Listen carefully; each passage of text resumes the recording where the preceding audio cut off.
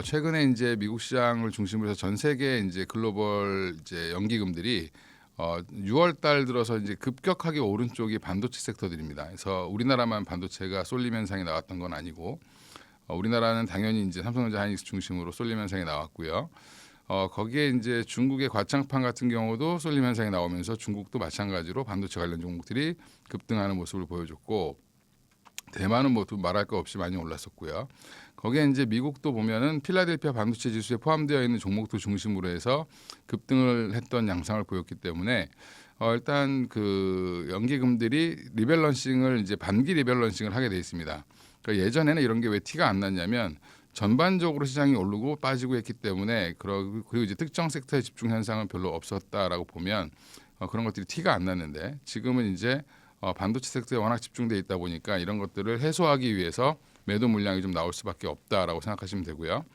그래서 특히 이제 하이닉스가 이제 삼성전자를 추월하고 나서부터 지금 오늘도 보면 삼성전자는 플러스로 돌아서고 있는데 빠져도 플러스 상태로 있는데 하이닉스는 오히려 더 많이 빠지는 이유가 이제 그런 이제 밸류의 차이가 좀 오버슈팅했던 부분들이 조정되는 과정이라고 생각하시면 될 것 같고 이제 큰 이유는 저는 이제 수급적인 요인으로 그러니까 글로벌 연기금들의 리밸런싱을 보시는 게 맞지 않을까 이렇게 생각하고 있습니다. 근데 제가 볼 때는 ADR 상장은 문제가 없이 진행될 걸로 보이고 아마 일정은 아마 8월 정도가 될 가능성이 높다라고 대부분 다 예측을 하고 있습니다. 그리고 이제 단일 종목 레버리지 관련돼서는 우리가 지금 도입한 지 한 달 정도 됐죠. 이제 출시한 지 한 달 됐는데 뭐 지금 이것 때문에 그 급등락이 심하다, 변동성이 커졌다. 물론 일리 있는 얘기입니다.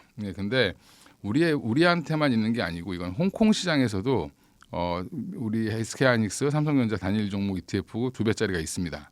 근데 홍콩 시장이 지금 되게 재미가 없어요. 특히 반도체 관련된 종목이 없기 때문에 중국도 이제 과창판 중심으로만 시장이 움직였고요. 홍콩 증시는 별로 재미가 없었기 때문에 그쪽에서는 오히려 거래가 SK 하이닉스 2배짜리 레버리지 거래가 엄청나게 활발하게 이루어졌습니다. 그런 것들도 어떻게 보면 영향을 줬다라고 생각하시면 되고 국내는 이제 도입한 지 한 달 됐기 때문에 이제 이게 정착하는 과정이라고 생각하시면 되고요. 이 레버리지 가지고 뭐라 해봐야 의미는 없고 이미 나와 있는 거기 때문에 이거가 이제 악영향을 끼쳤다. 그러면 이걸 또 폐지한다라고 하면 또 불만이 많이 생기겠죠. 여러 가지로 이제 불만이 생길 수밖에 없는 상황이다라고 보고 있고 지금 이거를 어떻게 정착을 시킬 거냐가 더 중요하고요. 앞으로 이제 이 레버리지 관련된 얘기들이 사그러들려면 하이닉스와 삼성전자의 변동성이 줄어들면 됩니다. 근데 이게 뭐 지금 반도체 쏠림이 언제까지 지속될 거냐 이렇게 물어보시는 분들이 많은데 결국에는 두 회사가 모두 PER 기준으로 했을 때 적어도 8배에서 9배 수준까지는 가줘야 그러고 나서 이제 조금 시장에서 상승률이 둔화되는 과정이 나와야 ETF 관련된 문제가 없어질 수 있다. 한마디로 투자자들이 이 2배짜리 ETF를 투자했는데 시간 가치라는 게 들어가 있는 ETF가 지수가 조금 그러니까 삼성전자하이닉스가 한 1%, 2%씩밖에 안 올라간다 하루에. 그러면 오히려 그걸 투자하지 않고 다른 쪽에 투자를 눈을 돌릴 가능성이 높습니다. 그래서 반도체 쏠림 현상도 완화되려면 삼성전자 하이닉스가 일단은 목에 찰 정도까지는 올라가 줘야 되기 때문에 그런 과정은 아마 8월까지는 좀 이어지지 않을까 이렇게 생각하고 있습니다. 레버리지 ETF의 구조를 모르시고 지금 투자를 하시는 분들이 많으세요. 레버리지 ETF는 주식을 사는 게 아니라 주식 선물을 사는 겁니다. 그래서 주식 선물은 당연히 이제 거래량 자체가 적죠. 그러다 보니까 선물이 오히려 현물을 끌어당기는 현상, 이제 웹도덕 현상이라고 하는데 꼬리가 몸통을 흔들면서 선물이 막 올라가니까 거기에 맞춰서 현물이 따라 올라가는. 그러면 이제 그걸 상품을 개발한 쪽에서는 그거에 맞춰서 또 주식을 또 사야 되고요. 일정 부분을. 그다음에 팔면은 또 거꾸로 일정 부분을 무조건 팔아야 됩니다. 그래서 그리고 거기에는 뭐 수수료라든지 또 이제 주식 선물이라는 걸 이용하기 때문에 시간 가치가 있죠. 주식 선물은 만기가 있기 때문에 그래서 제가 아까 말씀드린 것처럼 뭐 이제 이게 변동성이 줄어들면 이 시간 가치 때문에 수익률이 잘 안 나요. 이런 것들이 아마 알게 되면 이제 오르락내락 하면서 분명히 나는 어제 이 가격에 샀는데 본주 기준으로 그 다음날 빠졌다가 그 다음날 다시 그 가격을 왔는데도 불구하고 마이너스인 경우가 있죠. 그런 괴리율들이 계속 생길 가능성이 높습니다. 그래서 일반 개인들 좀 중장기로 투자하실 분들은 ETF 2배짜리보다는 그냥 본주를 투자하시는 게 훨씬 더 낫다 이렇게 말씀드리겠습니다. 제가 이 주식시장 20년 넘게 있었는데 항상 주식시장은 쏠림 현상이 있었습니다. 근데 있었는데 그중에 이제 그래도 보면 한 섹터가 한 두세 개 정도, 많으면 한 네다섯 개 정도 섹터가 주도를 하면서 시장을 끌고 갔고요. 근데 한 번도 이 주도 섹터에 들어가지 못했던 쪽이 의외로 반도체예요. 근데 이번에는 반도체가 주도 섹터로 완전 자리매김하면서 글로벌리 전반적으로 지금 반도체 쏠림 현상이 더 심해졌고, 근데 우리나라는 그 뭐 미국이나 이런 데서는 그럼 미국은 안정적인데 왜 우리나라만 이렇게 변동성이 심하고 같이 빠지고 같이 떨어지고 올라갈 때는 같이 못 올라가고 떨어질 때는 더 많이 떨어지냐 이렇게 얘기를 하시는 분들이 있습니다.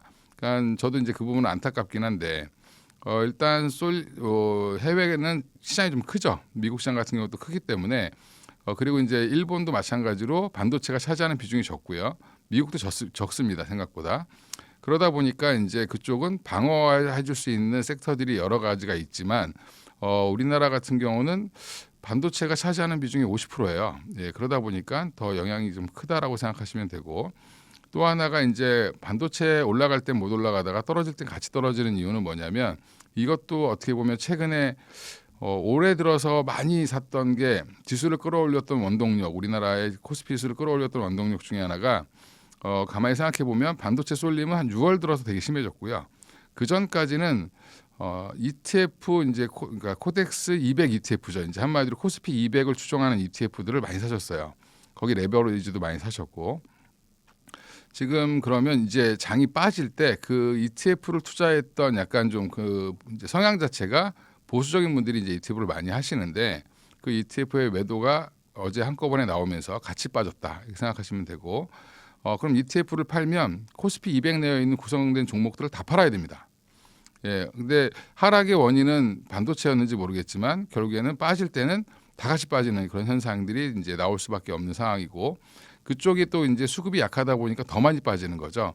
그리고 일부 세력들은 그걸 팔고라도 다시 반도체로 가야 되는 거 아니야라는 이제 그런 얘기들을 많이 하시는 이유가 우리가 이번에 이제 3월 달에 전쟁 기간에 이제 빠지면서 3월 31일부터 반등이 나올 때도 반도체가 가장 세게 많이 올라왔고요. 5월 달 변동성이 있을 때도 지나고 보니까 결국에는 제자리로 빨리 올라오고 오히려 이상으로 올라가는 거는 반도체더라. 6월 달에도 우리 6월 초에도 한번 변동성이 컸죠. 예, 그때도 마찬가지였습니다. 그러니까 이제 학습 효과가 더 강화되면서 지금이라도 반도체를 차라리 같이 빠지면 이걸 팔아서 반도체를 가는 게 맞지 않아라는 게 지금 팽배해 있는 지금 심리죠. 그게 쏠림을 더 가속화시키고, 그 다음에 지금 뭐 현대차라든지 뭐 네이버라든지 뭐 기타 이제 조선주라든지 이런 뭐 원전 관련 종목들도 마찬가지고, 한동안 좋았던 조방원 이런 쪽들도 결국엔 자꾸 매도가 자꾸 나오면서 주가가 지금 탄력을 잃어가고 있는 모습을 좀 보여주고 있는데, 이것도 아까 말씀드린 것처럼 반도체가 어느 정도 목에 차야 그 다음에 순서로 넘어갈 가능성이 있다라고 보고 있습니다. 비중 조절의 문제라고 생각하고 있고요. 저는 이제 어차피 반도체가 어디까지 갈지, 뭐 물론 이제 전망이 여러 가지가 엇갈려 있지만 여전히 지금 이렇게 주가가 많이 올랐어도 밸류에이션으로 보면은 제일 싼 게 삼성전자 하이닉스입니다. 특히 이제 삼성전자는 굉장히 저평가되어 있다고 보고 있고요. 그러면 이제 내가 현대차 뭐 나머지 종목들이 비중이 너무 많고 삼성전자 하이닉스가 없다라고 하면 그러면 지금이라도 저는 가야 된다라고 보는데, 그걸 다 팔고 가는 게 아니라 적어도 반도체는 지금 늦게 들어가시는 분들은 30% 이상은 채워놓으셔야 될 것 같고, 내가 한 20, 30%밖에 없다라고 하면 50% 이상은 채워놓으시는 게 맞다. 예, 그리고 그 나머지 종목들은 그럼 다 파는 게 아니라 들고 계셔야죠. 예, 그래서 비중만 좀 줄이시는 게 맞지 않나 이렇게 생각하고 있습니다. 들어가야 됩니다. 그 가격을 자꾸 보셔서 그런 건데, 예, 한 주를 사더라도 뭐 삼성전자, 하이닉스, 뭐 하이닉스도 사셔도 괜찮은데 두 종목 중에 뭘 사야 되냐 물어보면 삼성전자를 사는 게 맞습니다. 지금 어제 종가 기준으로 삼성전자가 12개월 포워드 PER이 한 5.8배까지 떨어졌어요.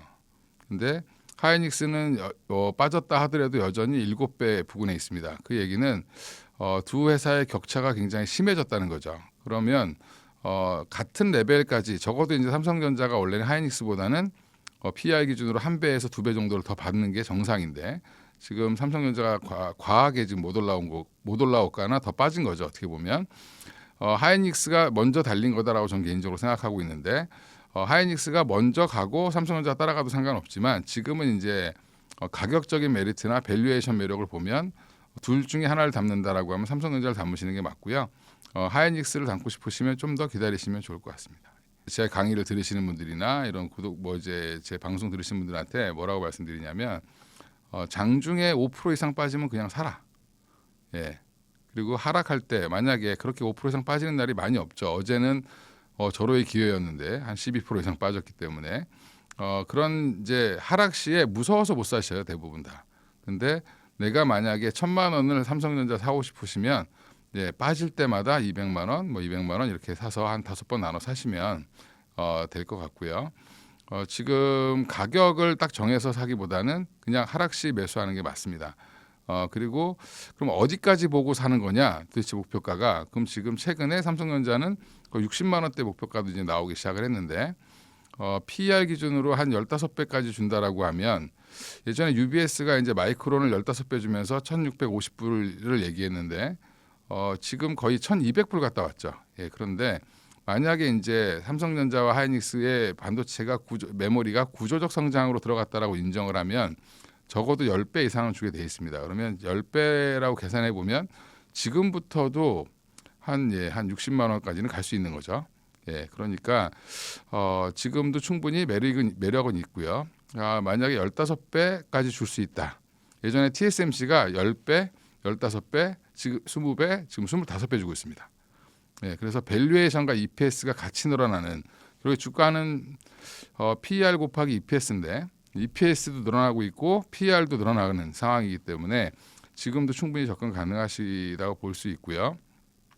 하이닉스는 밸류가 한 6배 밑으로 빠지면 사시면 될 것 같다. 그래서 우리가 HTS 그걸 어떻게 하냐면 HTS 들어가셔서 기업 상장 분석 백과라는 거 치시면 거기에 이제 12개월 포워드 PER이 써 있습니다. 예, 그거를 수시로 보시면서 한 6배 밑으로 내려가면 충분히 매력적이다라고 생각하시고 사시면 될 것 같습니다.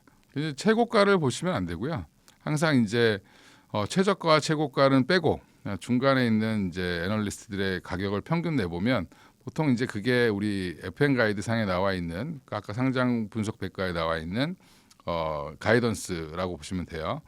이제 거기에 맞추시면 될 것 같고 목표가라는 건 계속 바뀔 겁니다. 예.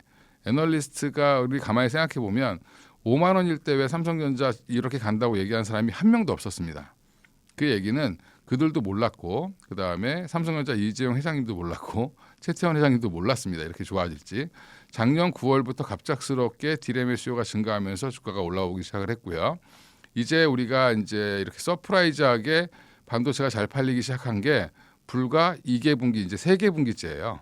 그러니까 아직 1년도 안 됐다. 그 얘기는 애널리스트의 목표가는 수시로 바뀔 수 있다라고 생각하시고 그 목표가는 목표가일 뿐이고 추세를 보시는 게 중요할 것 같고요. 이제 목표가가 높아진다라는 거는 점점 애널리스트들도 위로 보는 애널리스트들이 많아지고 있다 이렇게 생각하시면 되죠.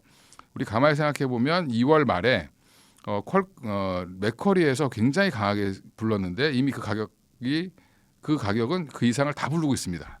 그러니까 누군가가 먼저 치고 나가고 그걸 이제 따라가는 형태인데 공통점은 뭐냐면 지금 PBR로 보던 이제 한마디로 이제 사이클 산업으로 보던 애널리스트들이 대부분 PER 기준으로 많이 바꾸고 있습니다. 그 얘기는 구조적 성장으로 대부분 보는 걸로 보이고요. 그러면 거의 다 10배 수준을 지금 얘기하고 있는데 그 10배 수준까지는 어느 정도 이제 타겟팅을 하고 가시는 게 맞고 거기에 이제 이게 점차 11배, 12배 이런 얘기들이 나오기 시작하는 거는 주가가 올라와야지 아마 얘기를 할 거고요. 이번에 2분기 실적에 대한 2분기 실적을 보고 또 이제 마이크론의 실적 발표, 삼성전자의 실적 발표 이런 것들을 확인해 가면서 또 이제 수출입 데이터 이런 것들을 확인하면서 추정치를 계속 높이면 목표가는 더 우상향할 가능성이 있고요. 우리가 이제 근본적으로 그러면 이렇게 좋아지는 이유는 결국엔 AI 데이터 센터가 계속 지금 더 지어지고 있기 때문인데 이게 미국 입장에서는 이거를 멈출 수가 없습니다. 그래서 꾸준히 더 투자를 할 수밖에 없고요. 지금 그걸 투자하냐 안 하냐 돈을 버냐 못 버냐 얘기하지만 미국 정부가 대놓고 반도체 회사를 지원하고 있고 AI 산업에 이제 엔트로픽의 지분을 인수하려고 하고 있고 그 얘기는 이제 국가적인 사업이 된 거예요. 예, 국가가 인프라를 깔듯 도로를 까는 것처럼 통신망을 막 까는 것처럼 결국에는 지금 AI 데이터 센터를 이제 지어서 결국에 이제 AI 산업을 차세대 먹거리로 잡고 있기 때문에 쉽사리 끝나지 않을 거다라고 보는 게 맞고요. 이제 지금 주가가 좀 흔들리더라도 중장기적으로는 반도체는 꾸준하게 지금 갈 수밖에 없는 상황이다라고 생각하시면 좋을 것 같습니다. 그러니까 3, 4, 5월 달에 이제 실적을 집계해서 이번에 발표를 하는 건데 EPS 기준으로 보면 이제 미국은 EPS를 발표를 하죠. 영업이익 얼마 이런 것보다는 주당 순이익이 얼마 이렇게 직관적으로 이제 발표를 하는데 분기 EPS가 아마 예상은 19.5불 뭐 정도로 되어 있습니다. 근데 시장에서는 한 21불 이상 나와야 되지 않나 이렇게 보고 있는 것 같아요. 그래서 한 22불 이상 나오면 이제 제가 뭐 $22 이렇게 얘기하는데 22불 정도가 넘어가면 서프라이즈라고 인식을 할 가능성이 높고요. 그리고 이제 미국, 우리나라도 그렇지만 점점 그렇게 되고 있지만 미국은 더 중요한 게 가이던스입니다. 앞으로 내가 매출이 얼마나 더 늘어날 것 같고, 그다음에 올해는 얼마를 더 팔 것 같고, 3분기에는 얼마나 더 좋아질 것 같고, 이런 것, 그 다음 분기는 얼마나 좋아질 것 같고 이런 것들을 발표를 하는데 그 가이던스가 생각보다 공격적으로 발표하지 않으면 또 주가는 영향을 받을 수 있죠. 근데 마이크론 회장님의 성향상 공격적으로 얘기를 할 것 같고요. 그리고 지금 마이크론은 설비 투자를 메모리 3사 중에 가장 많이 하고 있는 회사 중에 하나입니다. 그래서 향후 가이던스가 굳이 나쁘게 나올 이유는 없다라고 보고 있고요.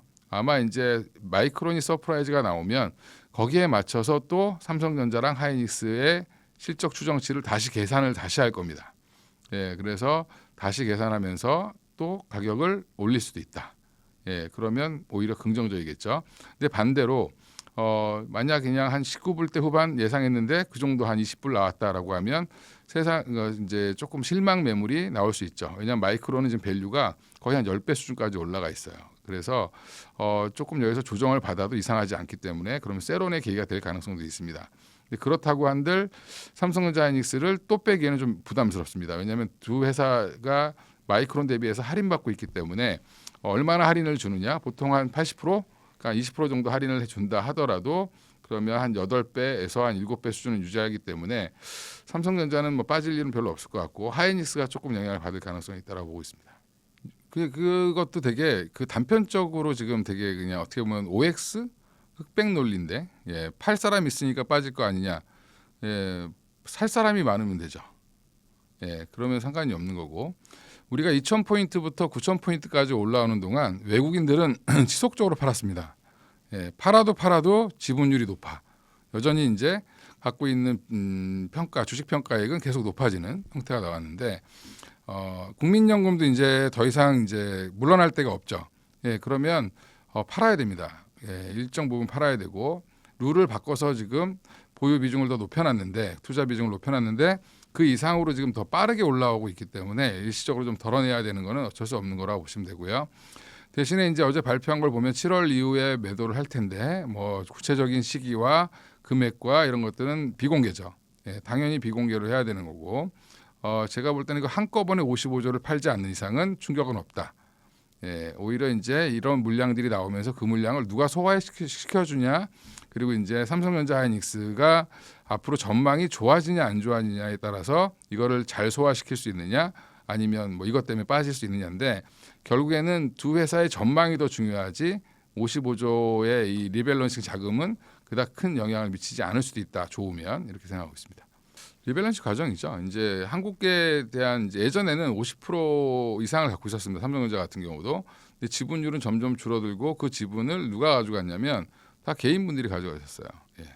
그래서 개인들이 삼성전자의 지분율을 더 많이 차지하고 있는데 근데 평가 금액으로 보면 외국인들이 처음 투자했을 때 그 평가 처음 이제 그 금액 대비해서 상승 이제 시가총액 대비해서 차지하는 비중은 더 높아졌습니다. 그 얘기는 그만큼을 못 팔았다는 거예요. 비중만큼을. 그러니까 주식수 대비해서 지금 평가 비중이 크다라는 거는 왜 못 팔았지? 이 정도예요. 사실은 그럼 더 팔았어야 되는데 더 안 팔았다라는 건 최대한 그래도 그들도 안 팔 수 있는 데까지 안 팔려고 노력한 겁니다. 그러니까 우리가 이제 외국인들이 칼같이 이제 자기 룰이 있으니까 뭐 25%가 넘어가면 안 돼 삼성전자가 그럼 28% 되면 3% 팔아내고 덜어내고 이런 것들 계속 하죠. 그래서 지금 이게 뭐 3,000포인트, 4,000포인트, 5,000포인트 올라갈 때마다 했습니다. 계속했어요. 주기적으로. 근데 그들도 마찬가지로 입장을 보면 우리 환율이 1,530원 뭐 이렇게까지 올라가 있는데 지금 팔아가지고 나가면 본인들 손해입니다. 예. 예전에 우리 환율이 1,500원 적이 별로 없었죠. 그러면 환차 손을 입고 나가는 거예요. 예, 이 정도로 어쩔 수 없이 팔면서 예전에 매니저들끼리 하는 얘기를 들었는데 외국계 이제 그쪽에서 하시는 분이 이렇게 얘기를 했다고 해요. 팔기 싫은데 어쩔 수 없이 팔고 나가면서 눈물이 난다. 그 룰을 바꾸면 좋은데 룰을 빨리 바꿀 수가 없죠. 우리나라도 바꾸는데 오래 걸리는데 특히 이제 유럽계 자금이라든지 이런 쪽은 바꾸는데 절차가 너무 힘들어요. 그래서 한국 비중이 3%인데 이게 뭐 4%, 5% 계속 올라가니까 그 이상을 계속 덜어내야 되는 상황들이 계속 나왔다고 생각하시면 되고 어제 특히 이제 그 하회를 그러니까 급락을 추리하게 만든 거는 이제 글로벌 이제 연기금들의 리밸런싱은 우리나라 국민연금과 다르게 우리나라 비중이 그닥 크지 않기 때문에 그냥 한 번에 던져버립니다. 그러니까 우리나라 비중이 크니까 조금씩 던지죠. 예, 그래서 나눠서 팔 텐데 이쪽은 어차피 전 세계에서 우리나라가 차지하는 비중이 뭐 3%, 많으면 뭐 4%, 5% 이런데 거기에서 한 1% 이상 이렇게 그러니까 1%, 2% 더 올라가 있는 거를 그냥 한 번에 던진다라고 생각하시면 됩니다. 그래서 그런 자금들이 이제 한 번은 아니겠지만 몇 차례 나눠서 던지는데 여러 기관에서 던지니까 이게 한꺼번에 몰리면서 조금 더 이게 그걸 추려했고 이걸 아는 쪽은 그러면 같이 던지겠죠. 예, 얘네들이 당분간 팔 것 같아. 그러면 같이 던지면서 또 하락을 또 가속화시키는 그리고 최근에 이제 펀드들 보면은 이제 추세 추종 펀드라고 해서 추세가 무너지면 계속 팔게 되어 있는 펀드들이 있어요. 예, 주로 이제 헤지 펀드들이 그런 것들을 많이 하는데 그런 것들이 이제 매도를 계속 부르는 형태가 나왔다 이렇게 생각하시면 어제 하락을 조금 그렇게 수급적인 요인으로 좀 이해를 해보시고 오늘도 반등 주는데 왜 파냐? 예, 오늘도 그러면 외국인들을 팔고 있거든요. 파는 이유는 뭐냐면 똑같죠. 리밸런싱 다 안 끝났으니까 예, 팔아야 될 물량들을 계속 또 장이 올라오니까 파는 겁니다. 그러니까 올라오는 데다가 거의 다 이제 파는데 우리나라 개인분들은 팔 때 아래로 안 팔고요. 위에 걸어놓고 파세요. 근데 개인들이 팔면 안 빠지는 이유는 걸어놓고 팔기 때문에 그렇습니다. 살 때도 위로 안 삽니다. 개인들은 밑에다 대놓고 삽니다. 근데 외국인과 기관들은 어떻게 하냐면 팔 때는 아래로 팔고요. 살 때는 위로 삽니다.